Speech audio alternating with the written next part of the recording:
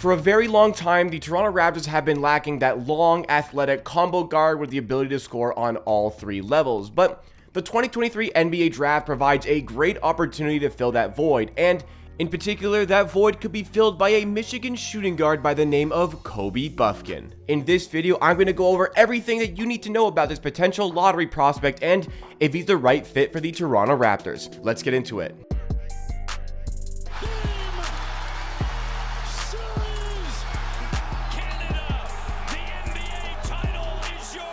Welcome everybody to a very special video here on Amateur Hour Sports, the YouTube channel dedicated to Toronto Raptors content in videos, live streams, and shorts.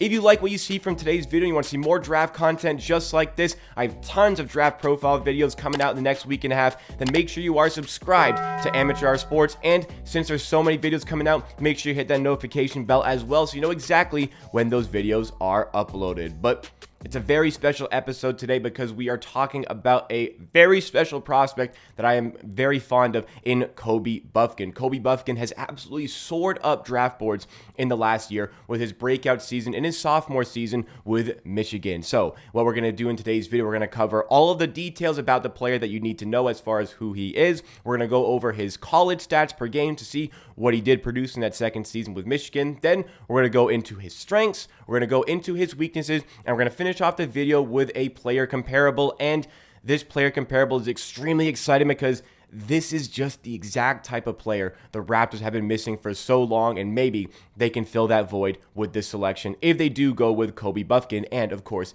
if he is the right fit. But first of all, who is Kobe Bufkin? Who exactly is Kobe Bufkin? Well, like I said, he's got a good size and he is a combo guard. He stands at 6'4", and he's got a pretty good wingspan here at about 6'8". It hasn't specifically been measured in a while, but the indication from previous measurements and what we see now is that it's about 6'8", but could even be 6'9". So really good size for a guard, ability to play as a shooting guard, more predominantly as a shooting guard, but can also take on some ball handling roles as the point guard. And for somebody who is going to be 19 at the time of the draft, 19 3/4 at the time of the draft, there is plenty of room for this player to grow as well. Kobe Bufkin has been an intriguing prospect for a number of teams, but particularly Raptors fans that I've seen online have been very high on this player. And it seems like with every passing day, Kobe Bufkin is a player who goes further and further up draft boards. At the start of the season, he was considered more of a draft afterthought. In the middle of the season, he was a first-round hopeful. But now we're getting to the point where maybe the expectation is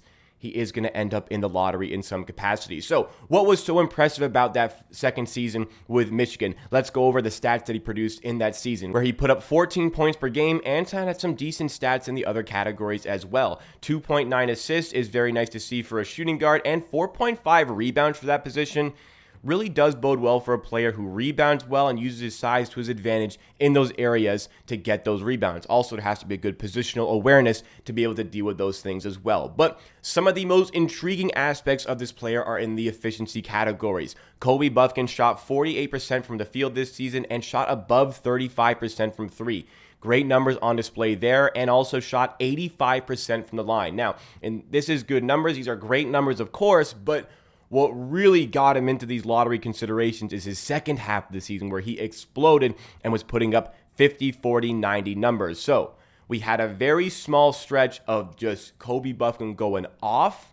Is that enough to suggest that he can continue this at the NBA level? And what other great attributes does the player have in order to be in any sort of consideration for the Toronto Raptors with the 13th overall pick? With that, let's get into the strengths of the player. And I spoke about in the intro briefly, but one of the biggest draws is he's got the ability to score on all three levels. I mean, you saw the three-point percentage. Not going to be a knockdown guy. Definitely not going to be a knockdown guy, but showing some signs, some minor signs of being able to pull off the dribble for three.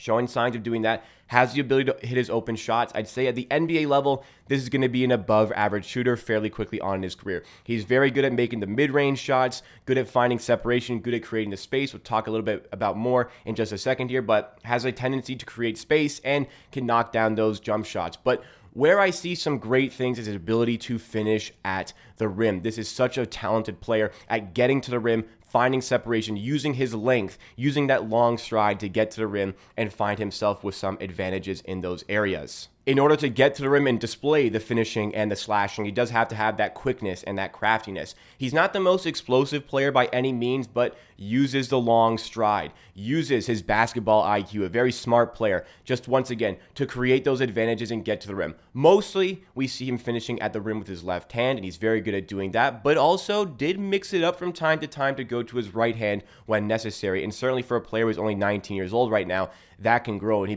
he can become a very talented two-handed finisher at the rim. There's just a variety of ways he can score there, a variety of different placement off the glass that he uses to his advantage, and also showing signs of developing that floater game. You know how much I love a guard who has that great floater game in their bag. But going further down the list of the strengths here, we have the offensive penetration. This is something that I really look for in prospects these days. Their ability to just get the defense moving by beating their first man, by making a key pass, by making a good move.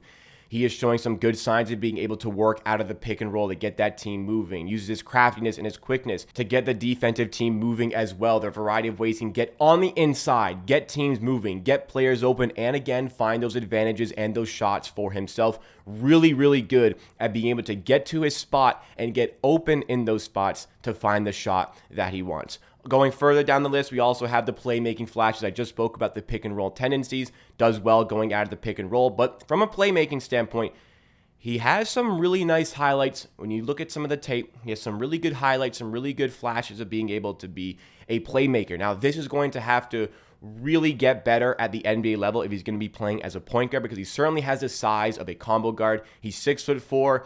Could lead to some mismatches in the shooting guard category, so maybe you do have to play him at the one a little bit more.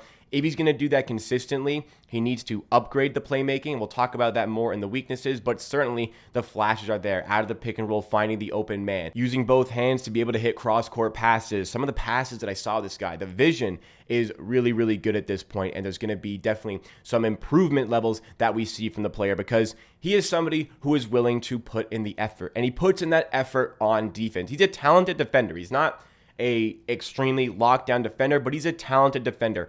Active hands, really good at cutting off passing lanes, really good at just getting his hands there and generating steals. We'll talk a bit more about the defense, some of the weaknesses there, but the biggest thing that he's a very willing defender, and his work ethic is insane. I mean, for a player to go to the stats that we saw in his second season with Michigan compared to his first season where he barely saw any minutes, where he only averaged 3 points per game. Like, this is a player who quadrupled his scoring, more than quadrupled his scoring in just one season. So this is a player guaranteed to be able to want to put in the work, to want to get better, and want to improve his game. And if he can continue to have this work ethic at the NBA level with all these great things I spoke about in the strengths, this can be an outstanding prospect. I am a huge fan of this player. But with every prospect that I am a fan of, there are also the weaknesses that go along with it. And for Kobe Bufkin, there certainly are some there.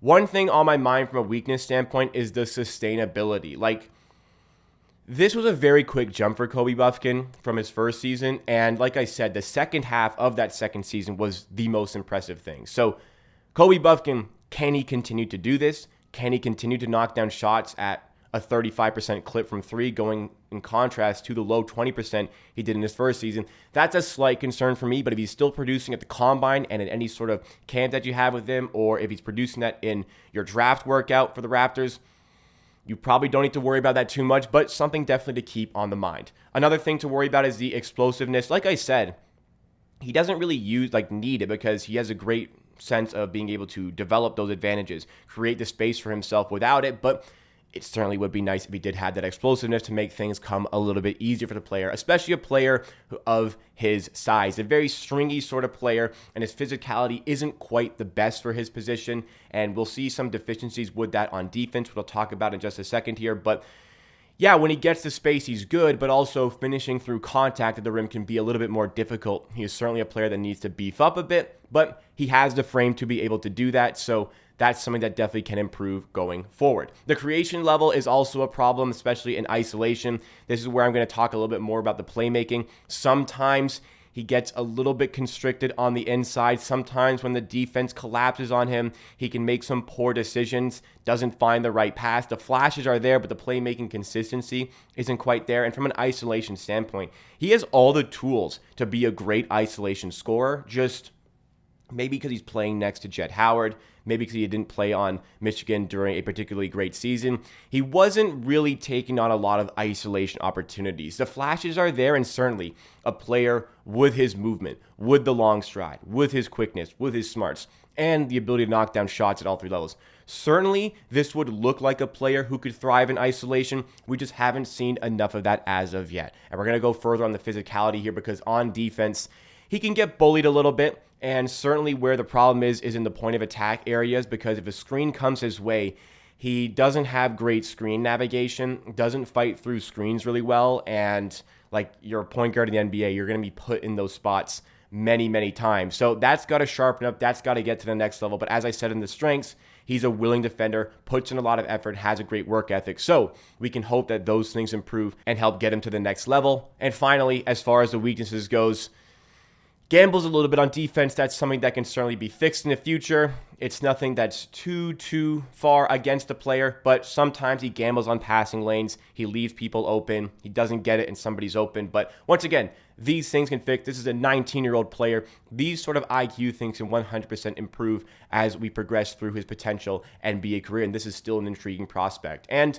he's a very intriguing prospect because he looks a little bit like two players currently in the NBA and two styles of players that the Raptors could definitely use. First of all, I think the best player comparable here is Immanuel Quickley. Immanuel Quickley was a finalist for Sixth Man of the Year this season. He was second to Brogdon, probably by a very small amount. Easy could have won Sixth Man of the Year, but he's that lanky, stringy type of player. Not the biggest guy, but he's stringy.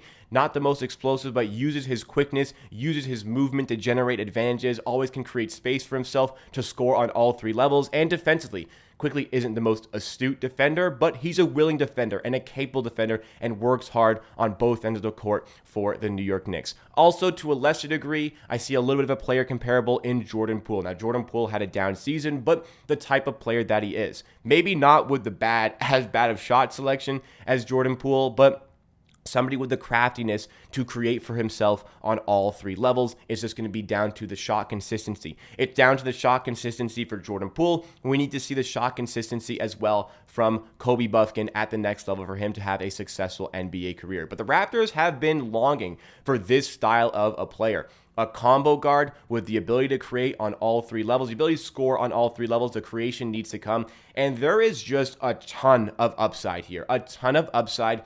Not a lot not to like.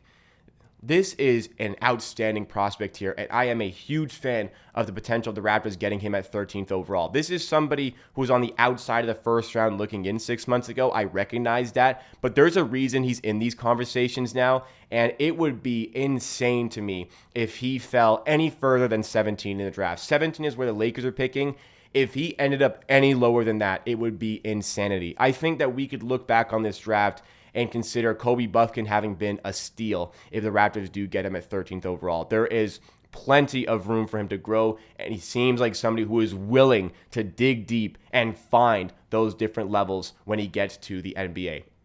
He's not going to surpass Cason Wallace in my draft rankings. That's still the best guy available, I think, for the Raptors at 13th overall. But if Cason Wallace is gone, Kobe Bufkin is 100% a player Masai Ujiri and the Raptors could be considering and should be considering. What do you guys make of Kobe Bufkin? Do you want the Raptors to draft this player with the 13th overall pick? Let me know your thoughts and opinions in the comments down below, because that is it for me for today. Thanks so much for watching this video. Drop a like if you did enjoy, and for more draft profiles just like this, I'm going to be doing draft profile videos tomorrow, which is Thursday. I'm going to be doing Friday, Saturday, Monday. Then I'm going to be doing some more draft coverage on Tuesday and Wednesday, and a preview for the draft as well on Thursday, which is the 22nd, and that is draft day. So get subscribed so you can keep up to date with all these videos, and hit that notification bell as well so you never miss out on an episode. I will see you again next time for another video.